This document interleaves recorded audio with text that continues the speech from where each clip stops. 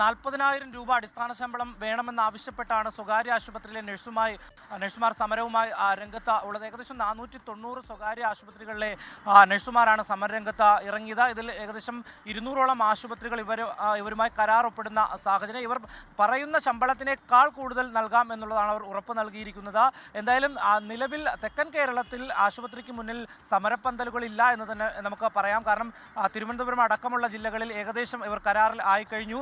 അതേസമയം എറണാകുളം, തൃശ്ശൂർ, അതുപോലെ കോഴിക്കോട്, വയനാട്, കണ്ണൂർ ജില്ലകളിലൊക്കെ തന്നെ വലിയ രീതിയിലുള്ള സമരം ഇന്ന് ശക്തമായി തന്നെ ആരംഭിച്ചിട്ടുണ്ട് എന്നുള്ളതാണ്. എന്തായാലും സർക്കാർ നിലവിൽ ആശുപത്രി അധികൃതരുമായും ഒപ്പം UNA-യുമായും യുണൈറ്റഡ് നഴ്സസ് അസോസിയേഷനുമായും ചർച്ചയിൽ ഏർപ്പെട്ടിട്ടുണ്ട്. ഈ ചർച്ചയിൽ ഏതെങ്കിലും ഒരു സമവായത്തിലെത്താൻ കഴിയും എന്നുള്ളതാണ്. ഇല്ല എങ്കിൽ വരും ദിവസങ്ങളിൽ വലിയ സമരത്തിലേക്ക് നിലവിൽ ആശുപത്രിയിലെ OP-യും അതുപോലെ തന്നെ കാഷ്വാലിറ്റി അടക്കം ബഹിഷ്കരിച്ചുകൊണ്ടാണ് ആശുപത്രിക്ക് മുന്നിൽ സമരപ്പന്തലുകൾ കെട്ടി ഇപ്പോൾ UNA-യുടെ നേതൃത്വത്തിൽ സമരവുമായി മുന്നോട്ട് പോകുന്നത്. വരും ദിവസങ്ങളിൽ ഈ ബാക്കിയുള്ള ആശുപത്രികൾ ഇത്തരത്തിൽ കരാറിൽ ഏർപ്പെട്ടില്ലെങ്കിൽ അല്ലെങ്കിൽ സർക്കാരിന്റെ നിർദ്ദേശം അംഗീകരിച്ചില്ലെങ്കിൽ അതിശക്തമായിട്ടുള്ള സമരത്തിലേക്ക് പോകാനാണ് നിലവിൽ UNA-യുടെ തീരുമാനം.